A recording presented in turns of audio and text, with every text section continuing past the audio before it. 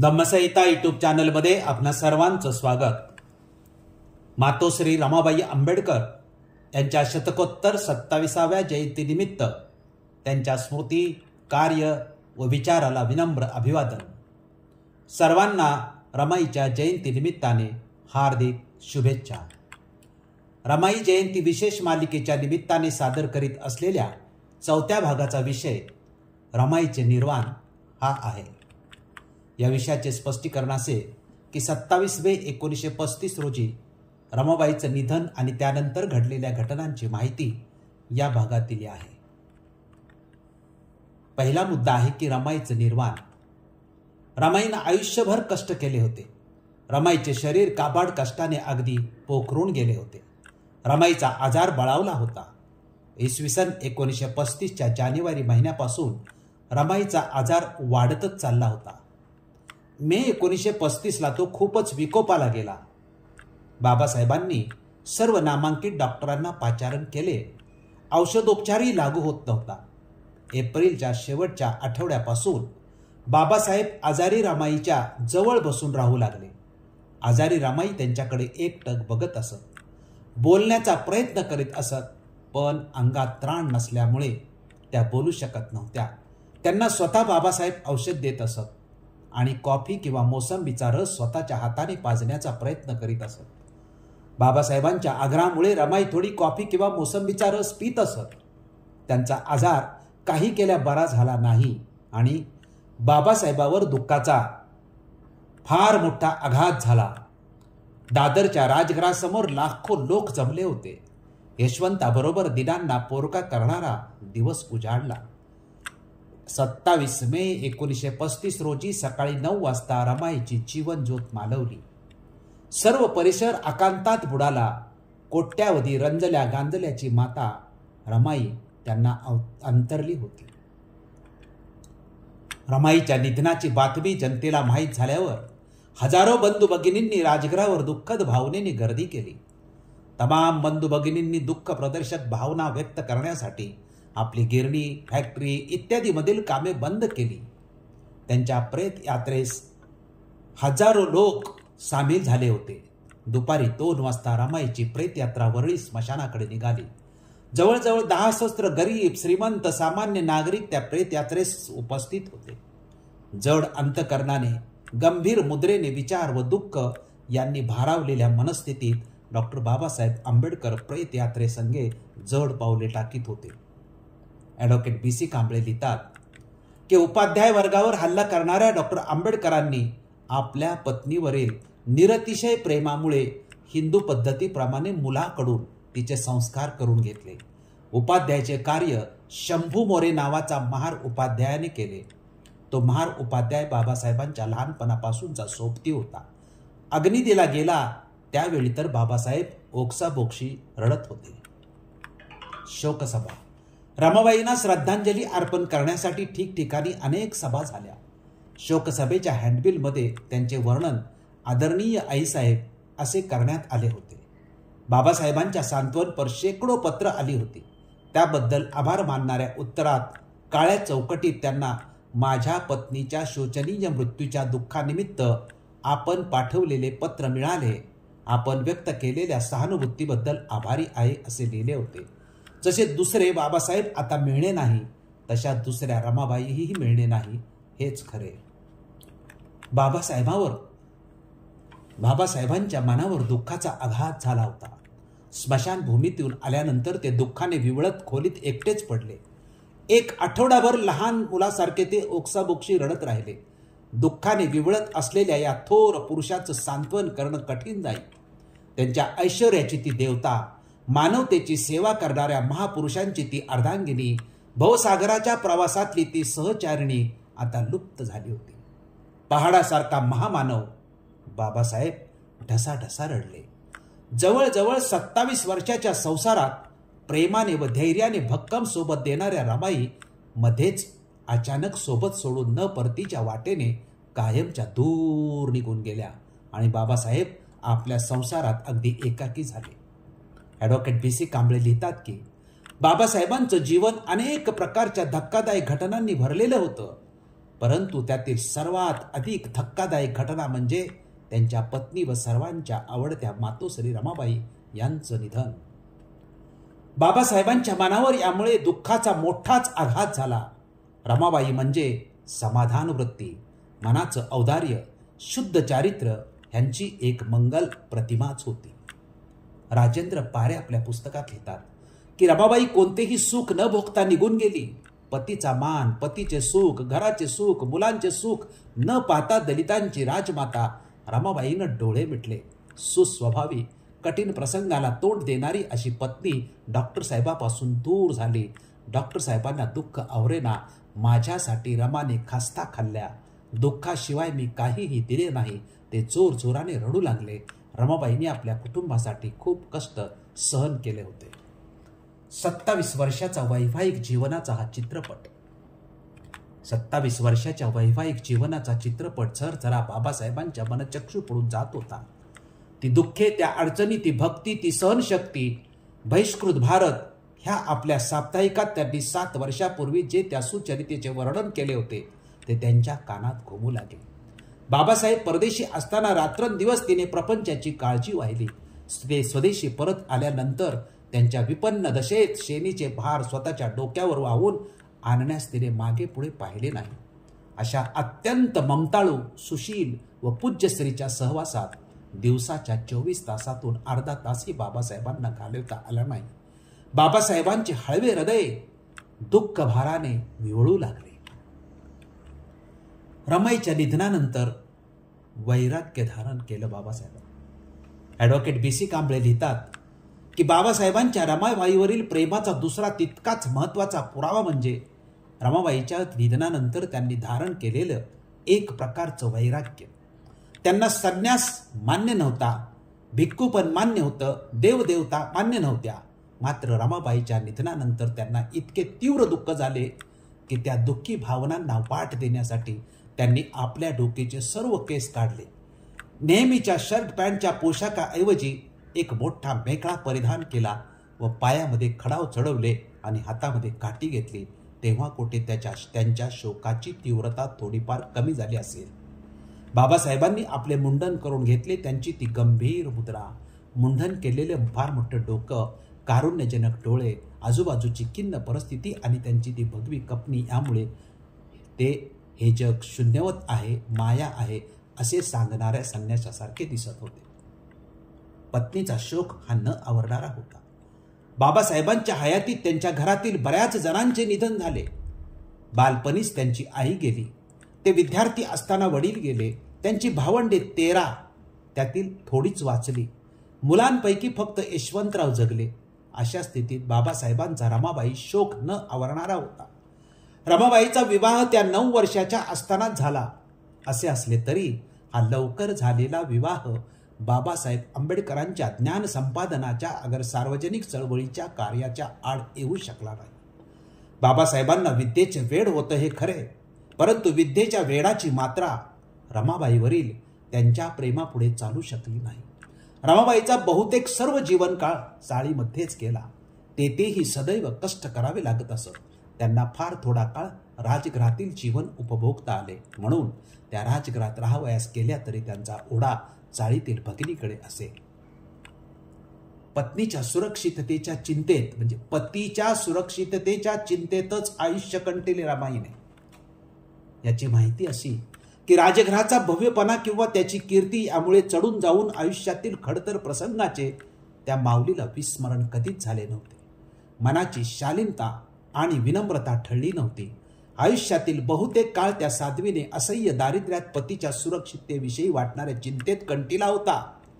त्यासाठी त्या माऊलीने उपोषण, जप, तप आणि अनुष्ठाने केली होती. शनिवार तर पूर्णपणे निराहार पाळीत त्या पौर्णिमेचा उपवास करीत त्या साध्वीचं आयुष्य काया वाचा मने करून पतिराजांच्या चरणी वाहिलेलं फुलच होतं. स्वभावाने शांत, प्रकृतीने निकृष्ट अशी ती सुव्रता वागण्यात गंभीर, बोलण्यात विनयशील आणि संसारात व्यवहारदक्ष आणि सहानुभूतीयुक्त अशी होती. हृदयात पतीच्या सुरक्षिततेविषयी चिंतेची शेकोटी सतत दगदगत असल्यामुळे सभेची वा परिषदेची आमंत्रणे देऊन पतीला विश्रांती न देता धोक्याच्या ठिकाणी नेणाऱ्या लोकांचा रमाबाईंना राग येई. लोकांना शिकवायला एवढ्या असंख्य सभा आणि मोठमोठ्या परिषदा लावाव्याच का लागतात याविषयी रमाबाईंना आश्चर्य वाटे. भरल्या कपाळाने हिरव्या लुगड्याने जाण्याची रमाईची इच्छा आणि त्यावर बाबासाहेबांची प्रतिक्रिया.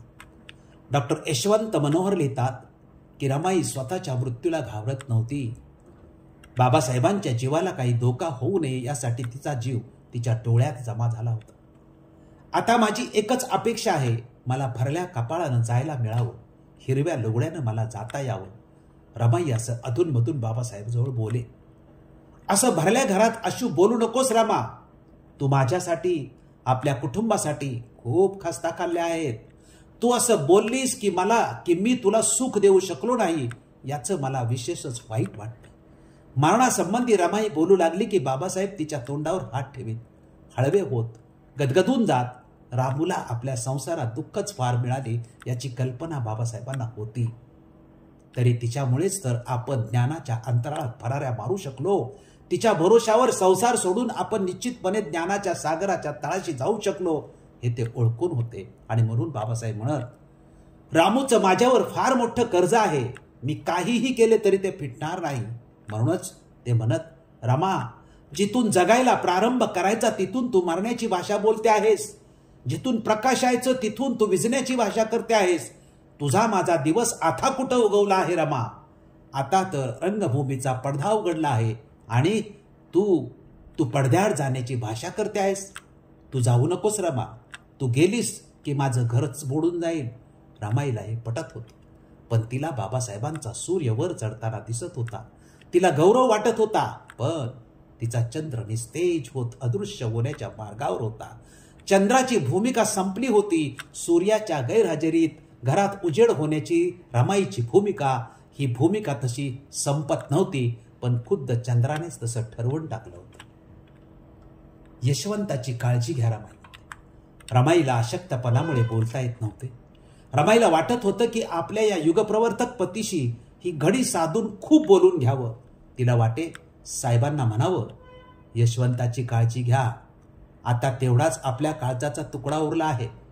बाकी आपल्या काळजाचे सर्वच तुकडे आपण स्वतः उद्ध्वस्त होत जमिनीत पुरले.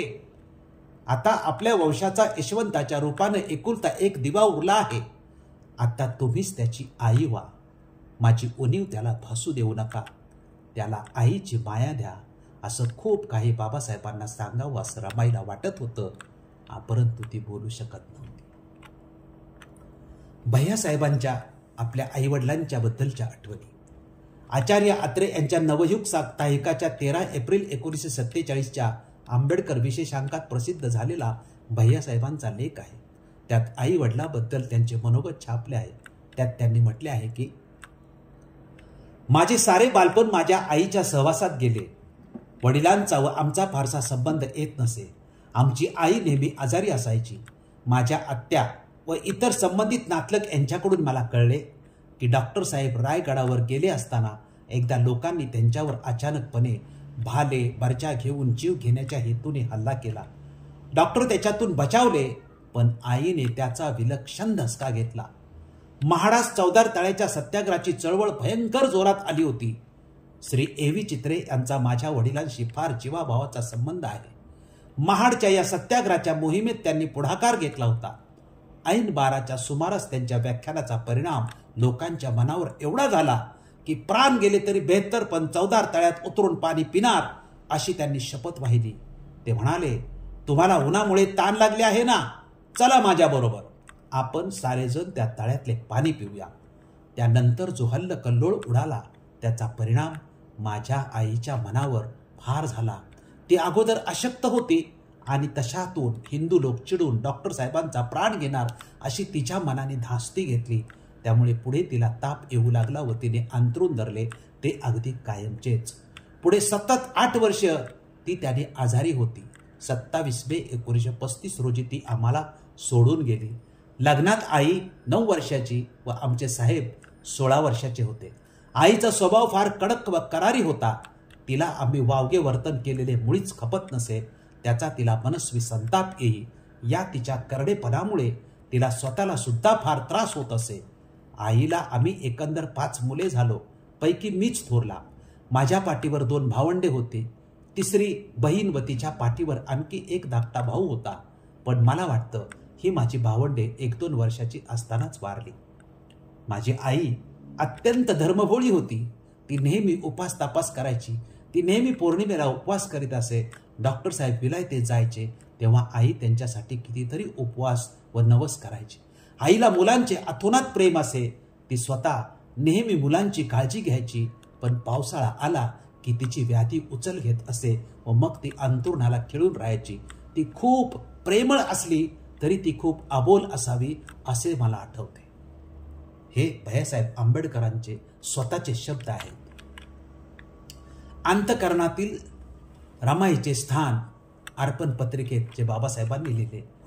Advocate PC. कांबळे याबद्दल लिहितात की रमाबाईच्या मृत्यूमुळे डॉक्टर बाबासाहेबांच्या मनावर जो परिणाम झाला त्याची यथार्थ कल्पना कोणालाही येणं शक्य नाही. बाबासाहेब महाविद्वान व रमाई थोडेसे शिक्षण झालेल्या असल्या तरी या दाम्पत्याचं मनोमिलन अपूर्व होतं. बाबासाहेबांच्या खोल अंतःकरणात रमाबाईचं स्थान होतं. ते आपल्या पत्नीवर किती उत्कट प्रेम करीत होते त्याची कल्पना पाकिस्तान या सुप्रसिद्ध इंग्लिश ग्रंथाला त्यांनी जी अर्पण पत्रिका लिहिली आहे त्यावरून येऊ शकते. रमाबाईच्या मृत्यूनंतर निदान 5 वर्षांनी तो ग्रंथ बाबासाहेबांनी प्रसिद्ध केला. त्या ग्रंथाच्या अर्पण पत्रिकेकडे पाहिले तर बाबासाहेब रमाईचे दुःख 5 वर्षांनी सुद्धा विसरले नव्हते असेच म्हणावे लागेल. त्या अर्पण पत्रिकेतील वाक्याकडे पाहिले तर त्यांचे ते दुःख ते किती काळी विसरले असतील किंवा कधी काळी विसरले असतील असं वाटत नाही. आणि त्या अर्पण पत्रिकेच्या शब्दाकडे पाहिल्यास त्यांचा शोक बाबासाहेबांच्या अंतापर्यंतचा होता यात शंकाच राहत नाही. अश्रुधारांनी वाहिलेली व लिहिलेली ती अर्पण पत्रिका होती. याबद्दल ॲडव्होकेट पी.सी. कांबळे लिहितात की ज्यावेळी बाबासाहेब रमाईच्या स्मरणार्थ अर्पण पत्रिका लिहित होते त्यावेळी त्यांच्याजवळ अगर आसपास कोणी असेल का नाही हे आता समजणं अशक्य आहे. मात्र ते जेव्हा आपल्या लेखणीतून त्या अर्पण पत्रिकेतील एक शब्द कागदावर उतरवित होते त्यावेळी त्या शब्दागणी त्यांच्या अंतःकरणात केवढी कालवाकालव चालली असेल याची कल्पना महानातील महान कवीला देखील येणं शक्य नाही. त्यांच्या लेखणीतून त्या अर्पण पत्रिकेतील एक शब्द जसा कागदावर उतरत होता त्या प्रत्येक शब्दागणिक त्यांच्या नेत्रातून आपोआपच एक थेंब उतरल्याशिवाय राहिला नसेल. कदाचित नेत्रातून आधी थेंब वाहत असेल व त्यानंतर त्यांच्या लेखणीतून शब्द उतरत असतील. आधी अश्रूंचे थेंब व त्याबरोबर शब्द की आधी शब्द व त्याबरोबर अश्रूंचे थेंब हे सांगता येणं शक्य नसलं तरी अश्रुधुरांनी वाहिलेली व लिहिलेली ती अर्पण पत्रिका आहे यात शंकाच नाही. पाकिस्तान ग्रंथातील ती अर्पण पत्रिका बाबासाहेबांनी छापलेली अर्पण पत्रिका इंग्लिश भाषेमध्ये आहे. तिचे मराठी भाषेतील आपण भाषांतर पाहूया.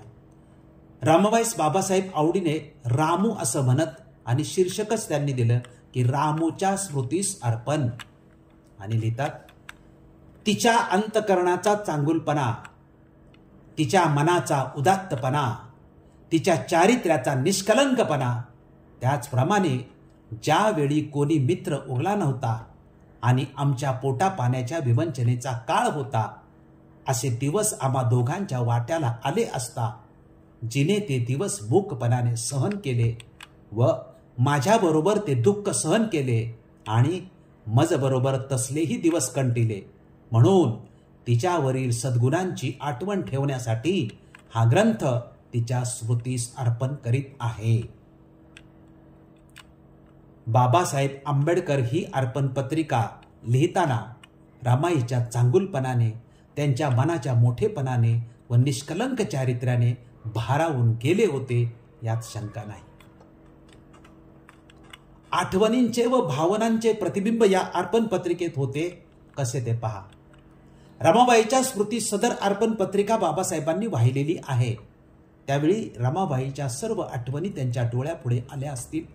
त्या सर्व आठवणींचे परिपूर्ण प्रतिबिंब त्यांच्या अर्पण पत्रिकेत पाहावयास मिळते. ही गोष्ट जशी रमाबाईच्या आठवणीबद्दल आहे त्याचप्रमाणे बाबासाहेब आंबेडकरांच्या रमाईबद्दलच्या सर्व भावनांचेही प्रतिबिंब त्या अर्पण पत्रिकेत पाहावयास मिळते. बाबासाहेबांनी रमाईची स्तुती केली. बाबासाहेब रमाईच्या स्तुतीस म्हणजे रमाई बाबासाहेबांच्या स्तुतीस पात्र झाली. याबद्दलचं स्पष्टीकरण थोडक्यात.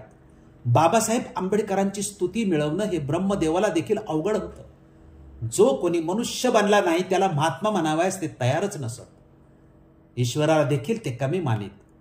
अशा बाबासाहेबांच्या स्तुतीत पात्र होणे ही एक अत्यंत दुर्मिळ गोष्ट होती. कोणी जवळचा अगर नातलग म्हणून स्तुती करणारे बाबासाहेब नव्हते. तसे ते असते तर चार चौघासारखे राहिले असते. त्यामुळे अर्पण पत्रिकेत त्यांनी रमाबाईची केलेली स्तुती ही काही नात्यापोटी केलेली नव्हे, होत्याच तशा रमाबाई. त्यांचे शिक्षण कमी परंतु त्या सद्गुणांची खाण होती असं ॲडव्होकेट PC कांबळे लिहितात. वाईट काळात रमाईची साथ. बाबासाहेब म्हणतात किंवा बाबासाहेबांना वाईट काळात रमाईची साथ मिळाली त्याच्याबद्दल थोडं. हे उघडच आहे की एक काळ असा होता की त्यांच्या पोटा पाण्याची देखील त्यांना फिकीर पडत असे. असाही एक काळ होता की बाबासाहेबांना मित्र देखील उरले नव्हते. असे दिवस दोघांच्या वाट्याला आले होते. या आठवणीने बाबासाहेबांचे अंतःकरण विदीर्ण होत होते. इतके की अशा काळात रमाबाईंनी त्यांच्याबरोबर दुःख सहन करण्याची तयारी ठेवली व अगदी मूकपणाने सर्व काही सहन केलं. याबद्दल सुद्धा बाबासाहेबांना रमाबाईचा चांगुलपणा जसा दिसतो तसा रमाबाईच्या मनाचा मोठेपणाही दिसतो. पती पत्नी म्हटल्यावर कितीही खडतर दिवस एकत्र कंठावेच लागतात हे खरे, परंतु बाबासाहेब रमाईच्या वाट्याला आलेले दिवस हे नेहमीच्या जगराटीतील खडतर दिवस दिसत नाहीत. ते दिवस असे असले पाहिजेत की एखादी साध्वीही असले दिवस सहन करू शकणार नाही. परंतु रमाबाई साध्वीच्या महासाध्वी होत्या. हो की चू न करता त्या आपल्या प्रिय पतीबरोबर तशा खडतर काळाला तोड देत देत पतीला साथ देत होत्या. सारांश. रमाईचं निर्वाण या विषयातील सर्व प्रसंग व घटनांचा अभ्यास केल्यास हे स्पष्ट होते की सर्वसाधारणपणे असे म्हणतात की महान पुरुषाच्या जीवनात ही एक सुखद गोष्ट असते की त्यांना जीवनसाथीच्या रूपात खूप सहज आणि चांगला साथीदार लाभतो. डॉक्टर बाबासाहेब आंबेडकर देखील अशा भाग्यवान महापुरुषापैकी एक होते ज्यांना रमाबाई सारखा एक थोर आणि आज्ञाधारक जीवनसाथी मिळाला होता. आपण रमाईचे निर्वाण ही माहिती शांतपणे लक्षपूर्वक ऐकली व पाहिली त्याबद्दल आपणा सर्वांचे मनपूर्वक आभार मानतो. आपण हा व्हिडिओ जास्तीत जास्त लोकांपर्यंत पाठवून आम्हाला सहकार्य करावे ही विनंती. धन्यवाद.